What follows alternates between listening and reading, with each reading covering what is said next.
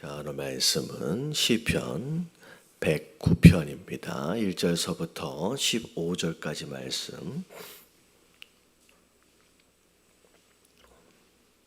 1절서부터 15절까지 말씀 교독합니다. 내가 찬양하는 하나님이여 잠잠하지 마옵소서.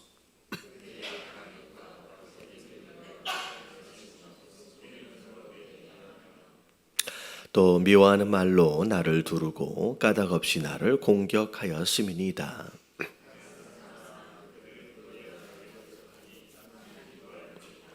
그들이 악으로 나의 선을 갚으며 미워함으로 나의 사랑을 갚았사오니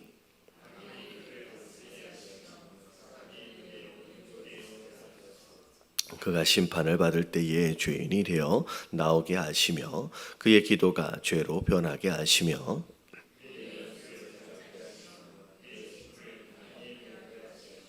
그의 자녀는 고아가 되게 되고 그의 아내는 과부가 되며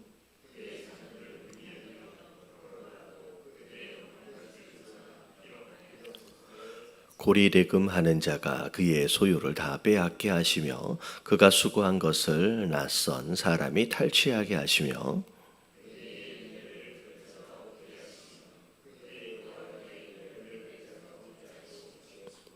그의 자손이 끊어지게 하시며 후대에 그들의 이름이 지워지게 하소서.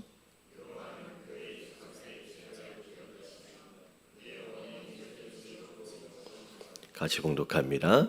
그 죄악을 항상 여호와 앞에 있게 하사 그들의 기억을 땅에서 끊어소서. 아멘. 자, 오늘 109편인데 다윗이 쓴 시라고 이제 나와 있습니다. 시편의 이 1절서부터의 내용을 쭉 살펴보면, 자, 내가 찬양하는 하나님이여 잠잠하지 마옵소서. 하나님 보고 뭘 해달라고 이제 부탁하는 거죠. 가만히 있지 말라는 거예요. 자, 그 가운데 자 2절을 보니까 그들이 자 누군가 대상이 있어요. 악한 입과 거짓된 입을 열어서 나를 치며 속이는 혀로 내게 말하고 있다는 거죠. 자, 근데 또 미워하는 말로 나를 두르고 있는데 까닭없이 나를 공격하였음이니이다. 2절과 3절의 내용을 보니까 자, 내가 잘못한 게 없는 거예요. 까닭이 없다라고 하는 것은 내가 잘못한 게 없는데 나를 지금 공격하고 있다는 거죠. 특별히 자, 무엇으로 공격을 하냐면 말로 공격을 합니다. 말로. 자, 악한 입과 거짓된 입, 그리고 속이는 혀, 그리고 미워하는 말, 이게 다 말이거든요. 말로 지금 나를 공격해 온다는 거죠. 우리가 이제 뭐 다윗 같은 경우에 뭐 다 사울에게 의해서 뭐 쫓겨다니고 했을 때도 마찬가지고 여러 가지 고난의 일들이 많이 있었습니다. 그런 가운데 뒤에서 다윗을 모함하는 사람들이 굉장히 많았었죠. 그런 가운데 이 다윗뿐만이 아니라 사실 누군가의 말로 인하여서 시험에 들거나 누군가의 말로 인하여서 억울한 그런 상황을 만나게 되는 경우들이 많이 있습니다. 그러니까 2절과 3절의 내용들을 보면 어찌 보면 억울하고 원통하고 나는 그렇게 그런 잘못을 하지 않았는데 왜 내가 그런 잘못을 했다라고 거짓말로 그리고 속이면서 그렇게 나를 모함하고 이제 어렵게 하는지 굉장히 지금 억울하고 원통한 마음을 지금 2절과 3절을 통하여 하나님 앞에 고백하는 거예요. 자, 그런 가운데 심지어 4절을 보니까 나는 그들을 어떻게 했대요? 나는 그들을 사랑했대요. 그러니까 내가 그들을 힘들게 만든 적이 없어요. 오히려 나는 그들을 사랑했고요. 그들은 오히려 나를 어떻게 했어요? 오히려 나를 대적한대요. 이런 일들이 있다는 거죠. 그래서 내가 지금 기도할 수밖에 없는데, 자, 이제 5절서부터 나오는 내용이 하나님이 나를 힘들게 만들고 어렵게 만들고 억울하게 만드는 그들에 대하여 이렇게 좀 해주십시오라고 지금 이제 간구하는 내용이 이제 5절서부터 쭉 나오는 거예요. 자, 보면 자, 그들이 악으로 나를 나의 선을 갚으며 미워함으로 나의 내 사랑을 갚아 싸우니. 그게 이제 이후에요. 악인이 그를 다스리게 해달라는 거죠. 그래서 사단이 그의 오른쪽에 서게 하소서. 자, 이 표현은 뭐냐면 지금 다윗 입장에 볼 때 그들이 악인이에요. 그래서 그들이 옆에 악인으로 있는 것으로 말미암아 지금 굉장히 억울함을 당하고 힘들어하고 있잖아요. 마치 그들이 사단의 모습인 것처럼 내가 지금 해로움을 당하고 있는 거예요.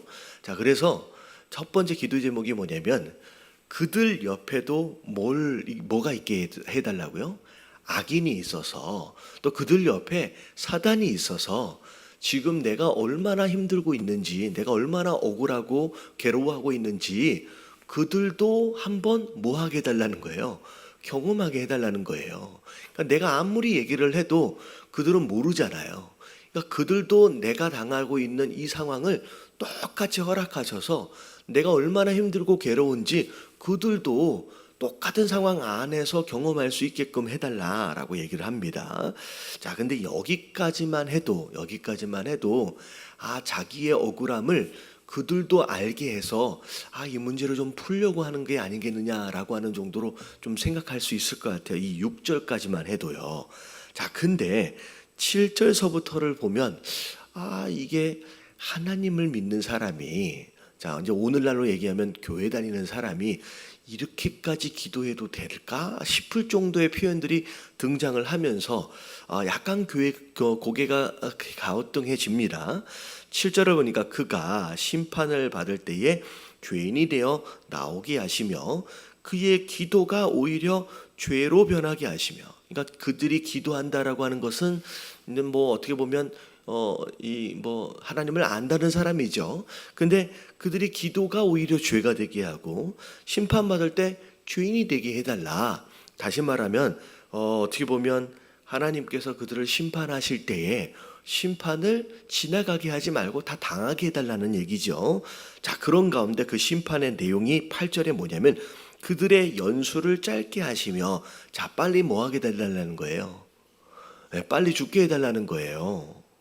그의 직분을 타인에게 빼앗게 하시며, 지금 그 사람이 나름대로의 직분, 어떤 위치에 있는데 그것도 빼앗기게 해달라는 거죠. 심지어 9절에는 너무 잔인합니다. 그들의 자녀가 뭐가 되게요?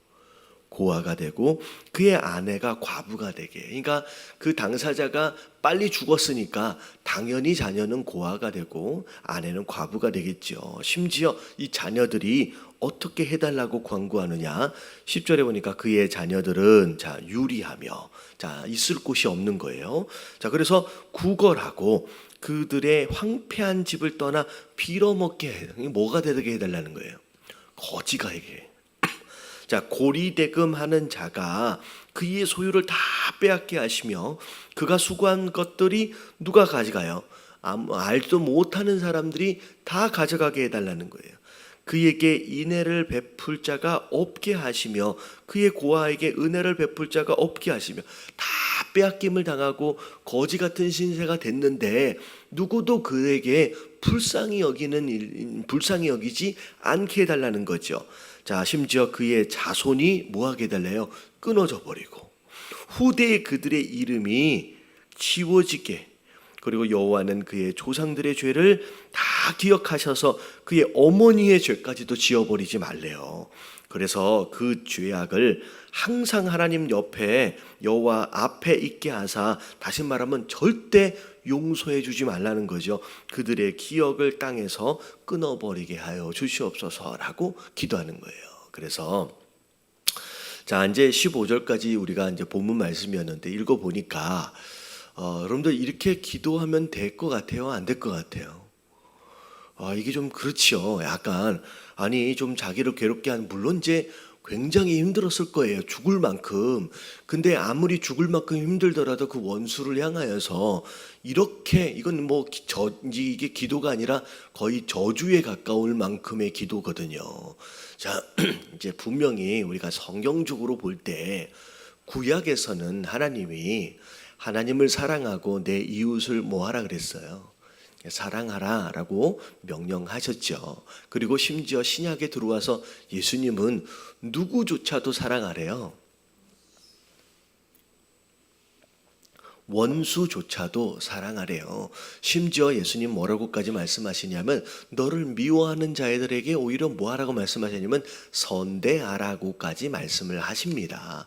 그러니까 어떻게 보면 성경적인 개념에서 기독교적인 관점에서 볼 때 이렇게 기도하는 게 과연 옳은 것인가 했을 때 고개가 갸웃거릴 수밖에 없지요. 자, 이런 시편이 시편 안에 다윗의 시로서 굉장히 자주 등장을 합니다.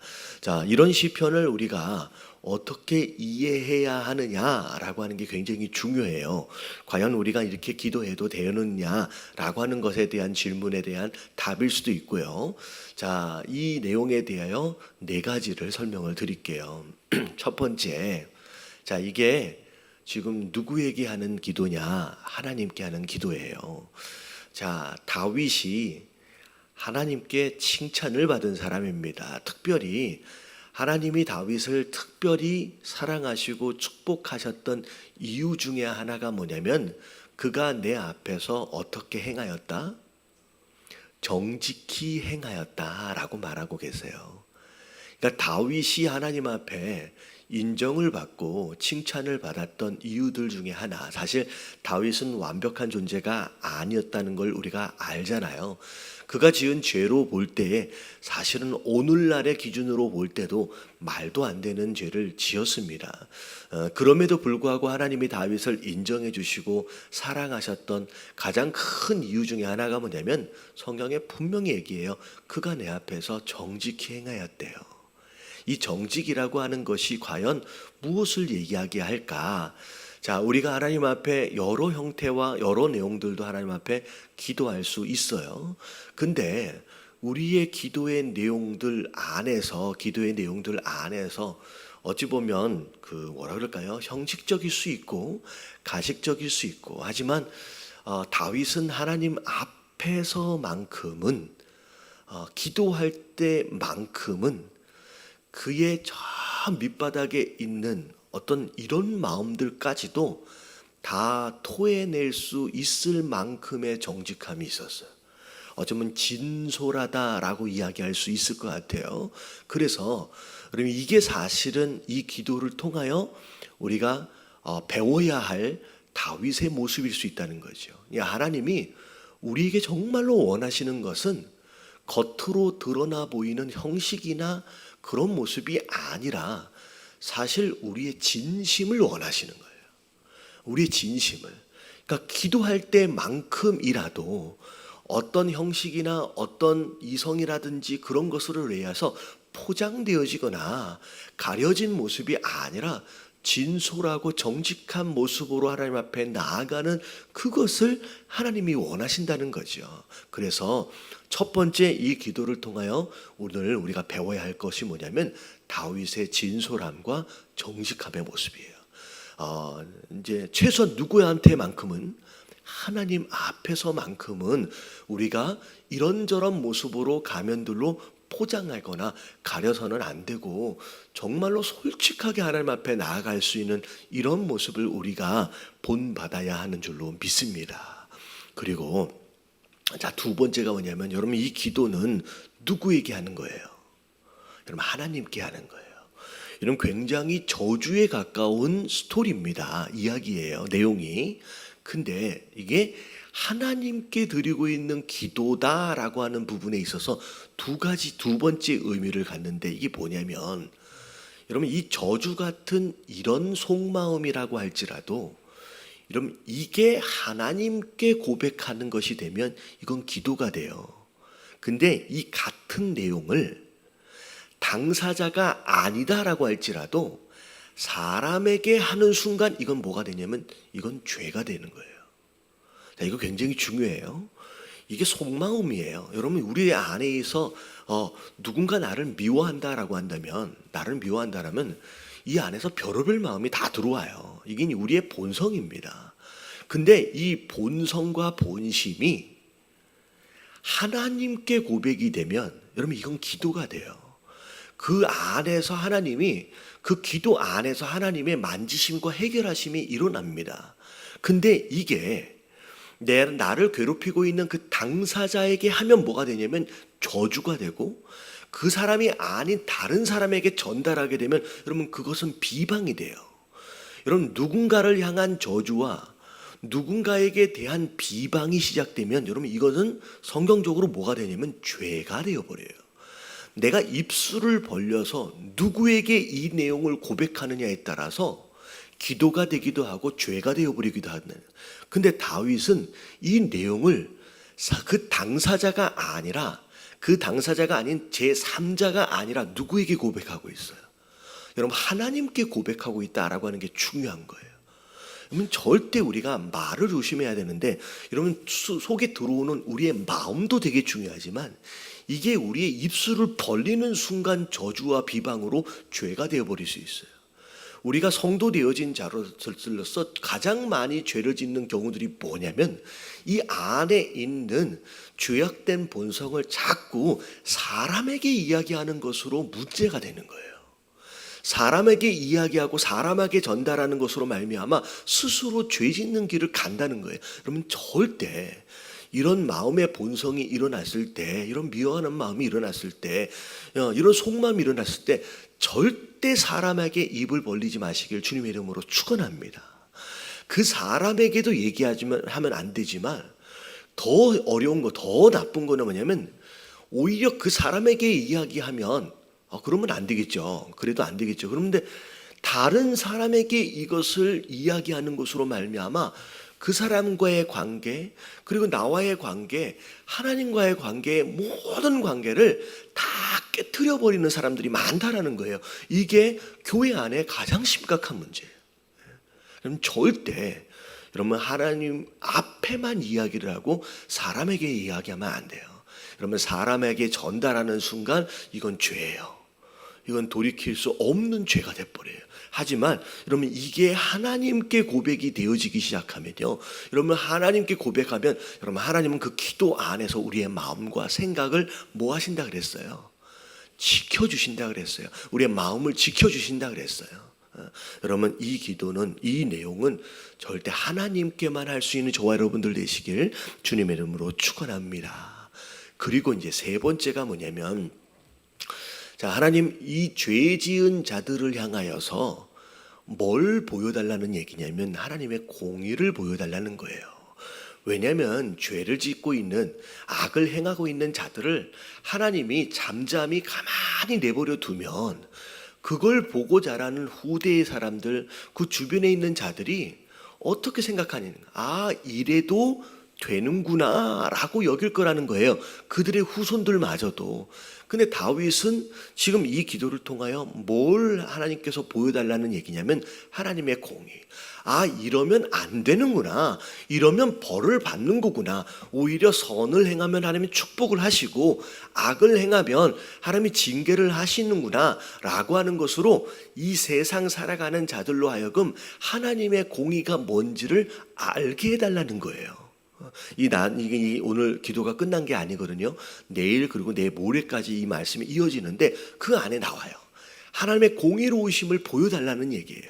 그래서 세 번째 이 기도의 의미는 뭐냐면, 하나님 나를 괴롭히니까 쟤를 괴롭게 해주시고 쟤를 벌해달라고 하는 어떤 원수 갚음 정도에 해당되어지기보다는 하나님의 공의를 이들에게 보여주셔서 이들도 그 하나님의 공의를 알게 하여 주시옵시고 그들의 후손과 그들의 주변의 이 세상 사람들이 뭐가 공인지를 깨닫게 해달라고 기도하는 내용이 바로 이제 세 번째 의미입니다. 그리고 마지막 네 번째 의미가 뭐냐? 자, 이게 지금 하나님께 간구하는 거거든요. 나를 괴롭게 했어요. 그러면 이 나를 괴롭게 하면 그런 마음이 들어요. 누가 내 뺨을 치면 내가 가서 그 사람의 뺨을 어떻게 하고 싶어요? 치고 싶은 거예요. 그게 우리의 마음입니다. 그러니까 나를 괴롭히면 그 사람에 대한 벌을 누가 하고 싶은 거예요? 내가 하고 싶은 거예요. 근데 이 기도의 내용을 쭉 들여다보면 자, 원수를 갚고 싶은 마음이 있어요. 나를 힘들게 만들었으니까. 근데 이 다윗의 입장에서 볼 때 이 원수 갚음을 자기가 하겠다라고 하는 거예요? 아니면 하나님이 해달라는 거예요? 여러분, 하나님이 해달라는 거예요. 여러분, 이게 굉장히 중요한 성경적 의미입니다. 하나님 뭐라고 말씀하시냐면 네가 원수를 갚아라, 갚지 마라. 갚지 말래요. 너는 원수를 갚지 말라는 거예요. 왜냐하면 원수 갚음 자체가 곧 죄가 되고요. 그게 계속 순환이 되게 돼 있어요. 그러니까 어찌 보면 원수 갚아야 하는 일들에 대해서는 너희는 하지 말고 누구에게 맡겨라. 나에게 맡겨라라는 거예요. 그러니까 다윗의 이 기도의 내용을 보면 하나님 나를 굉장히 힘들게 만드는데 사실 내가 가서 때려주고 싶고 내가 가서 어떻게 해버리고 싶지만 하나님 내가 그 원수 갚음에 내가 개입하고 싶지 않다라는 거예요. 그 원수 갚음에 내가 개입하고 싶지 않고 그것을 누구에게 맡긴다? 하나님께 맡긴다는 거예요. 여러분 이게 이 기도를 통하여 우리가 알 수 있는 네 번째 의미예요. 여러분 절대 여러분 원수 갚음에 개입하지 마십시오. 왜냐하면 그것에 개입하는 순간 그게 죄가 되고요. 사실은 그것에 개입하는 순간 내가 되게 후련할 것 같고 내가 되게 행복할 것 같지만 여러분 그 마음을 품는 순간 여러분 그 다음부터 내 마음이 피폐해지기 시작해요. 그래서 하나님은 원수 갚음은 네 몫이 아니다. 그냥 내가 할 거라는 거예요. 왜냐하면 내가 심판주라고 하나님 말씀하고 계시거든요. 그래서 오히려 하나님은요, 그냥 너희는 그냥 그들을 사랑해주고 그들을 어떻게 보면 그들을 위해서 기도해주고 그냥 오히려 그들을 사랑해주라는 거예요. 그리고 내가 그 원수를 내가 갚아주겠다라고 말씀하시는 거예요. 그래서 자, 이 기도를 통하여 우리가 하나님께서 우리에게 주시는 메시지 자, 네 가지를 말씀을 드렸어요. 첫 번째, 여러분 하나님 앞에서만큼은 다윗처럼 이렇게 스스로를 포장하고 가려서는 안 돼요. 여러분 진솔할 수 있는, 여러분 정직할 수 있는 자가 되시길 주님의 이름으로 축원합니다. 그리고 절대 이 마음을 사람에게 말하면 안 돼요. 여러분 그 다음부터 죄가 되고 문제가 돼요. 여러분 이 마음을 사실 하나님 앞에서만큼만 고백할 수 있어야 된다는 거예요. 그게 기도가 돼요. 그러면 하나님께 고백하는 순간 하나님이 그 마음을 고치시고 치유하시고 다스리시기 시작하는 거예요. 사람에게 절대 전달하지 않는 거예요. 그리고 세 번째, 여러분 하나님의 공의를 실현하기 위한 이런 기도, 여러분 이게 기도의 방향성이고 네 번째, 원수 갚음은 우리의 몫이 아니라는 거예요. 여러분 하나님 앞에 맡겨드리고 여러분 절대 원수 갚음으로 인하여 우리의 삶 전체를 피폐하게 만드는 자가 되지 마시길 주님의 이름으로 축원합니다. 그래서 옛날에 요즘은 뭐 중국 영화가 뭐 없는 것 같아요. 예전에 제가 어렸을 때 한참 중국 영화들 많이 나왔을 때의 전체적인 스토리의 내용이 뭐예요? 누가 우리 아버지를 죽인 거예요. 우리 어머니를 죽인 거예요. 그러면 그걸 본 자식이 평생 그 원수를 갖기 위해서 칼을 갈고 연말을 하고 그래가지고 나중에 나름대로의 수준이 되어져서 원수를 찾아가요. 그래서 원수를 찾아갔더니 이미 원수는 어떻게 돼 있어요? 늙어져 있어요. 그래서 열심히 수련한 것을 가지고 원수를 갚아서 딱 죽여요.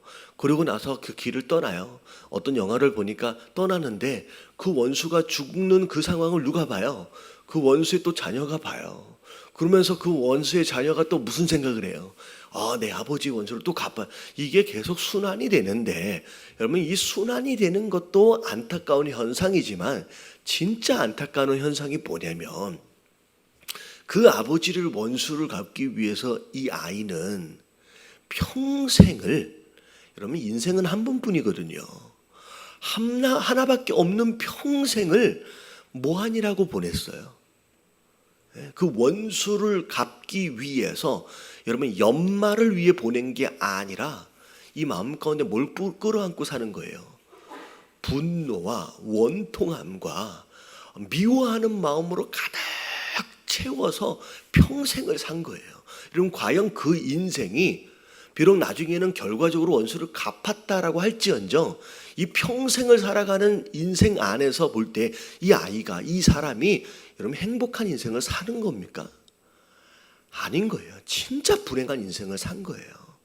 이런 원수 갚음을 하나님께 넘겨드리질 않으면 내가 마음에 품는 순간 내 인생은 그 원수 갚음이라고 하는 것으로 인하여 그냥 저주받은 인생을 그냥 살아가는 거예요. 그러면 이거는 한 번밖에 없는 이 인생을 쓰레기처럼 버리는 것이나 다름이 없는 거예요. 여러분 절대 그런 마음을 마음에 품지 마시길 주님의 이름으로 축원합니다. 그래서 그런 마음이 들어오면 여러분 이 날이 새기 전에 빨리 해결하라고 말씀하시잖아요. 그럼 이 마음을 가지게 되면 우리의 마음과 정신과 육체를 다 피폐하게 만들고, 여러분 이게 사단의 술책이에요. 그 마음을 야 너 억울하지 않냐? 너 분통하지 않냐? 너 가만히 있으면 안 되지라고 하는 마음을 계속 주는 것으로 말미암아 하루하루의 인생의 순간순간을 피폐하게 만드는 이 속임수가 있는데 그것으로 우리를 속이고 있다는 거죠. 그러면 이 마음을 품지 마시고 여러분 우리를 하나님 앞에 넘겨드리고 여러분들의 인생을 살아가야 돼요. 여러분들의 인생은 여러분들에게 맡기신 하나님의 포도원이라 그랬잖아요. 내 포도원을 한 번 돌아볼 겨를도 없이 내 포도원을 잘 가꾸고 돌보면서 느낄 수 있는 행복도 없이 평생 이 원수 갚음으로 인하여 내 인생을 망쳐버리는 인생이 돼서는 안 된다는 거죠. 여러분 그건 다 버려버리고 여러분 오히려 내게 주신 포도원을 잘 가꾸면서 여러분 행복한 삶을 사시길 주님의 이름으로 축원합니다. 우리 다 같이 주님 한번 부르짖고 통성으로 기도하며 오늘 하루 시작합니다. 시작. 주님 하나님 감사합니다.